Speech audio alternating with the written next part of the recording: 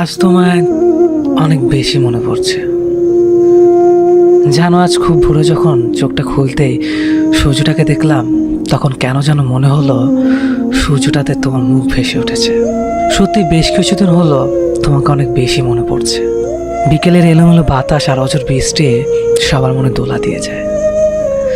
কিন্তু জানো, তুমি চলে যাওয়ার পর থেকে ভোরের হিমেল হাওয়া, বাগানের ফুল, পাখির গান, বিকেলের মিষ্টি রোদ কিংবা রক্তিম গোধূলি কিছুই আর ভালো লাগে না। মোটেও সহ্য হয় না এগুলো। আর বৃষ্টি বৃষ্টি আর কিভাবে ভালো লাগবে বলো? তুমি চলে যাওয়ার পর থেকে তো এই দুই চোখ হয়ে গেছে আকাশ, যে আকাশ থেকে অযোধ্যায় বৃষ্টি ঝরে সকাল সন্ধ্যা। আচ্ছা, তুমি কি তা দেখতে পাও? আজ সংসদ ভবনের রাস্তা ধরে হেঁটে যাচ্ছিলাম, যে রাস্তা তোমার হাত ধরে হেঁটেছি অসংখ্যবার। জানো, আমার আর তোমার মতো অনেকে এখন এই রাস্তায় হাত ধরাধরি করে হেঁটে চলে। কেন আমাকে এভাবে কষ্ট দিলে? কি দোষ করেছিলাম আমি? কেন আমাকে প্রতিনিয়ত কাঁদতে হয় তোমাকে ভেবে? আজ রৌদ্রমুখর দিনটা হঠাৎ করে শেষ হলো বৃষ্টি দিয়ে, যে বৃষ্টি তুমি অসম্ভব ভালোবাসতে। শেষ বিকেলের আচমকা বৃষ্টি আজ ভিজিয়ে দিয়ে গেছে আমার সমস্ত শরীর। কিন্তু জানো, আমার চোখ ভেজাতে পারেনি। তুমি না বলতে রাস্তাঘাটে কান্নাকাটি করে বাচ্চা ছেলেরা। আমি তো আর বাচ্চা ছেলে নই, তাই রাস্তায় কাঁদতেও লজ্জা লাগে, যে কারণে সারা রাত লুকিয়ে কাঁদি তোমাকে ভেবে। বিকেলের ঝুম বৃষ্টি গোধূলিবেলা লাল রঙে ছেয়ে গেছে আকাশ। আর সন্ধ্যার পর দেখলাম আকাশে মেঘের সাথে পূর্ণিমা চাঁদের লুকোচুরি খেলা। প্রকৃতি আজ তোমার ভালো লাগার সব কিছুই তুলে ধরেছে। শুধু তুমি আজ আমার পাশে নেই। যেন মাঝে মাঝে ভাবি তোমাকে ভেবে আর কাঁদবো না, কিন্তু স্মৃতিগুলো নিষ্ঠুর প্রকৃতি বারবার তোমার কথা মনে করিয়ে দেয়।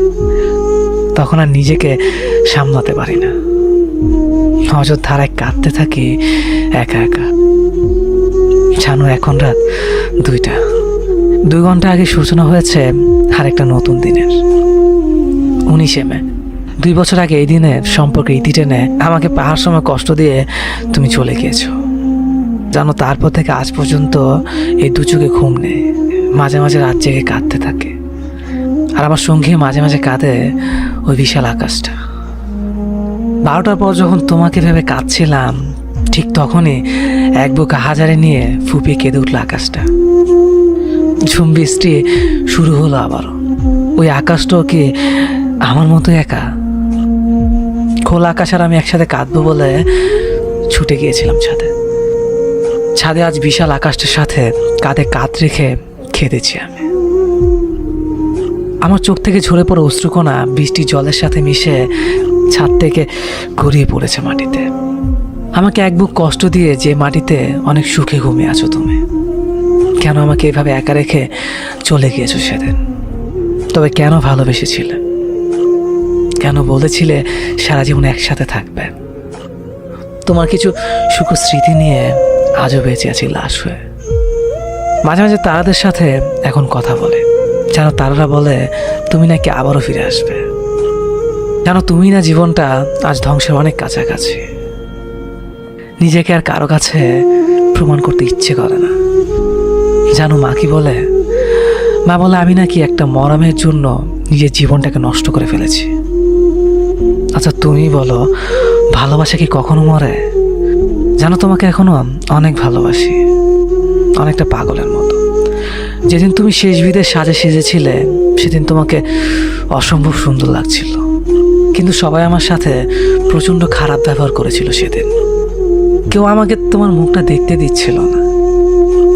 শুধু তারা বলছিল মৃত মহিলার মুখ নাকি পরপুরুষকে দেখানো উচিত না। আচ্ছা, তুমি বলো, আমি কি পরপুরুষ?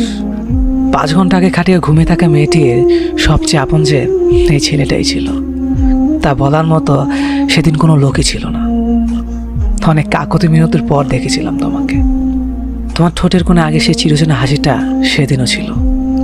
বারবার কেন যেন মনে হচ্ছিল তুমি চোখ খুলে তাকাবে, আমাকে কাছে ডেকে জড়িয়ে ধরবে। সেদিন তুমি অনেক নিষ্ঠুর ছিলে। পাগলের মতো সেদিন অপেক্ষা করেছিলাম তোমার ডাকের আশায়। ভুলে গিয়েছিলাম যে ওপারে চলে গেলে কেউ আর ফিরে আসে না। যেন এখনো মাঝে মাঝে মনে হয় আমি যেন ঘুমিয়ে আছি, আর যা কিছু হচ্ছে এগুলো সব দুঃস্বপ্ন। খুব ইচ্ছে হয় তোমার কাছে যাওয়ার, তোমার পাশে শুয়ে থাকবো, আর রাত দিন দুজনে গল্প করব। আমি কিন্তু আর মোটেও ঝগড়া করব না। জানো, এই 2 বছরে আমি অনেক ভালো হয়ে গেছি, কাউকে আর কষ্ট দেয় না। কেননা কষ্ট কি তা যে এখন আমি বুঝতে শিখেছি। আমার নিথুনি পুরো দাগ নিয়ে তোমার মতো অন্য কেউ আর অভিযোগ করে না। তেমনই টোল পড়া গেলার হাসি দেখতে কেউ আর আমাকে অকারণে হাসায় না। জানো, আমার মুখে তোমার অভিযোগ আর পছন্দের অংশ দুটোই আজ কালো দাড়িতে ঢেকে গেছে। 2 বছর হয়ে গেল, অথচ মনে হয় এই তো সেদিন তোমাকে চলে যেতে দেখলাম। এই 2 বছরের স্বপ্নে অসংখ্যবার দেখেছি তোমায়। কখনো মুখ ভরা হাসি নিয়ে এসেছ, আবার কখনো মুখ ভার করে। কিন্তু যখনই স্পর্শ করতে চেয়েছি তখনই চলে গেছ আমাকে কাঁদিয়ে। কেন ওইভাবে কষ্ট দাও আমায়? আমি সত্যি আর সইতে পারি না। লোকে বলে মানুষ নাকি মৃত্যুর পূর্বে তার প্রিয় মৃত মানুষগুলোকে স্বপ্ন দেখতে পায়। আমি তো প্রায় তোমাকে স্বপ্নে দেখেছি। কই, আমি তো মরি না। তোমার কাছে খুব যেতে ইচ্ছে করে, খুব। তোমাকে পেয়েও ধরে রাখতে পারলাম না। নিজেকে আমার খুব ব্যর্থ মনে হয়। আমরা দুজন দুজনকে চাইলেও বিধাতা আমাদের চায়নি। বিধাতার এই চাওয়াটা কি শুধু দুনিয়ার জন্যই ছিল? প্রভু পরকাল স্বর্গ নরক যদি সত্যি হয়, তাহলে তোমাকে হয়তো একদিন পাবো, যে পাওয়াটা হবে চিরকালের জন্য, যাতে থাকবে না হারানোর ভয়। তোমাকে এখনো অনেক ভালোবাসি। হ্যাঁ, সত্যি অনেক ভালোবাসি তোমাকে। চলে যাব এই জগতে মায়া ত্যাগ করে এক অন্ধকার ভরা ঘরে, যে ঘরে আমি বাদে কেউ থাকবে না। থাকবে শুধু আমার নিস্তব্ধ আর একাকিত্ব, যেখানে আমি কোনো নিঃশ্বাস নিব না। শুধু নির্বাক হয়ে চিরনিদ্রায় আমার নিথর দেহটা ঘুমিয়ে থাকবে। কখনো সেই দেহটা জাগবে না, কখনো প্রাণ খুলে আসবে না, কখনো কাঁদবে না, শুধু নিশ্চুপ হয়ে থাক। যেদিন সবার থেকে বিদায় নিব, ছাড়বো এই পৃথিবী, ভাঙবে সব বন্ধনা, নিরুদ্দেশ হব এক না ফেরার দেশে, যেখানে আমি থাকবো এক নতুন অধিবাসী হয়ে। ভুলে যাব সেদিন দুনিয়ার সব কিছু, কিছুই মনে থাকবে না। জীবনের চিরস্মরণীয় সব মুহূর্ত রয়ে যাবে স্মৃতির পাতায়। সেদিন থেকে অস্তিত্ব বলে কিছু আর থাকবে না। পৃথিবীতে পরিচয় থাকবে শুধু এক গত হয়ে যাওয়া মানুষ হিসেবে। হাত ঠাঁই পাবে আমার ছবি কোনো এক দেয়ালের ছবির ফ্রেমে। সময়ের সাথে সাথে আমাকে ভুলতে শুরু করবে। কারো কাছে স্মরণীয় থাকবো তার স্মৃতির মাঝে। সেদিনকে একবার ডাকলেও সাড়া দেওয়া সম্ভব হবে না। কারো কাছে কয়েকটা শব্দ বিনিময় করার ক্ষমতাটাও থাকবে না। কারণ শরীর থেকে আত্মাটা যখন নিজের সম্পূর্ণ বিচ্ছিন্ন করবে, সাথে সাথে এই ধরনের মাঝে থমকে যাব, আর নিজের নামটা আর থাকবে না, লাশ বলে গণ্য হবে। মাটির নিচে সে আধার ঘরে এক অসহনীয় যন্ত্রণায় থাকবে নিথর দেহটা। হাজার আর্তনাদ করব, কিন্তু শুনতে পাবে না কেউ। ধীরে ধীরে সম্পূর্ণ শরীরটা হারিয়ে যাবে মাটির সাথে, আর সব কিছুই ধূলিসাৎ হয়ে যাবে। আমি রইব শুধু একটা মৃত মানুষ হিসেবে। চাইলেও কেউ মৃত্যু থেকে বাঁচাতে পারবে না। হঠাৎ করে সবার মতো একদিন আমিও চলে যাব এই পৃথিবীর মায়া ছেড়ে। চলে যাব একটু অন্ধকার ঘরে, যেখানে থাকবো শুধু আমি আর আমার একাকিত্ব। চলে যাব আমার আপনার প্রিয় মানুষদের কাঁদিয়ে না ফেরার দেশে, যেখান থেকে কখনোই কেউ ফিরেনি আর ফিরবেও না। বন্দী হয়ে যাব আমি একটি ঘরে, যে ঘরে থাকবে না কোনো দরজা বা জানালা, শুধু থাকবে কালো অন্ধকার। হয়তো আমি চিৎকার করে সবাইকে ডাকবো, কিন্তু সে ঘর থেকে আমার আওয়াজ বাহির হবে না। কারণ তখন আমি আর এই পৃথিবীর মানুষ না, আমি শুধু একজন অন্ধকার ঘরের বাসিন্দা।